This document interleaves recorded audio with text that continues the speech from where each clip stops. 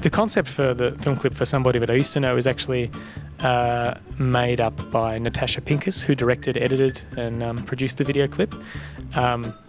So yeah, and it's funny that in a couple of clips since, I've had moments where I've had certain amounts of nudity. It's almost like other directors have gone, oh, you know, he'll be interested to do that. But yeah, so it was Natasha's idea really, but I thought, you know, her treatment for the clip was fantastic, was engaging and interesting, and that it made a lot of sense because the song is quite emotionally bare to, you know, quite literally represent that with you know, partially naked bodies from me and Kimbra. It was a pretty small crew, and I mean, I don't know, I was okay with it. My friend James Bryans was around filming behind the scenes, and so he's got plenty of footage that could be, you know, quite incriminating. But I don't know. It's all. Sometimes I felt more like some other folks in the crew were like more embarrassed for me, imagining I was embarrassed, you know, because I don't know, my underpants might, you know, kind of flop half off or something. I'd be like, well, whatever. It's, you know, I was just focused on trying to, you know, do the best performances that I could for Natasha and keep focused on the concept. And it took a lot of patience because it took a long time to do those shots. You know, it was 2 very long full days in a row. And so, yeah, I wasn't sort of feeling too embarrassed. I was just feeling tired some of the time.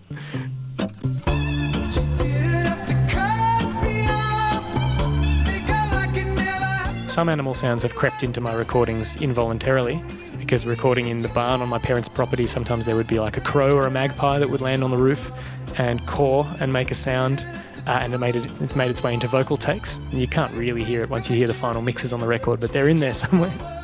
Otherwise, I haven't specifically recorded animal sounds, but yeah, I do love animals. I've grown up with lots of cats. I love my cats, and I'm always interested looking out for wildlife, especially when I'm visiting new places.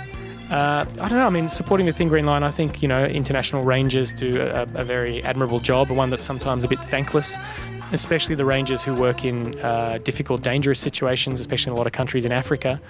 You know, they're quite literally putting their lives on the line to try and protect our environment and the diversity of animal species in the world, so that richness can remain, and so that so that I guess the ecosystem, you know, we have can go forward and flourish and remain as interesting as it is. I think I just admire that very deeply.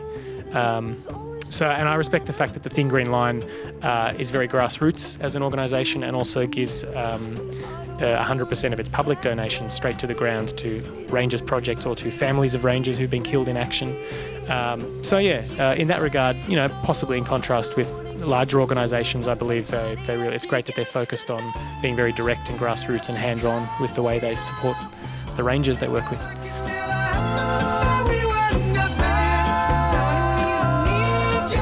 Just Melbourne. I've spent time in Sydney doing shows and seeing friends, but I live about an hour and a half southeast of Melbourne, and I really love it down there. It's called the Mornington Peninsula, and there's lots of wonderful beaches and quiet spots and nature, koalas, things around.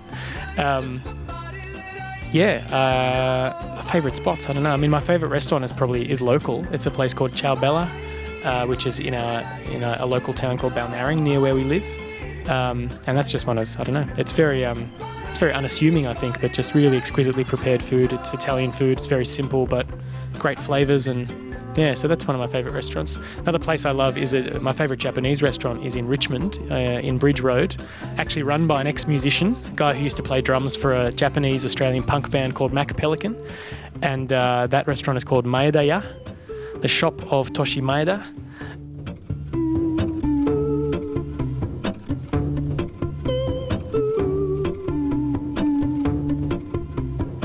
It's really hard for me to know because I do love music and I do spend a lot of time collecting records, listening to music, you know, writing, performing, travelling for music, talking about music with friends. So it's a huge part of my life. It's my passion, and I'm still deeply moved by various of the experiences you have around music.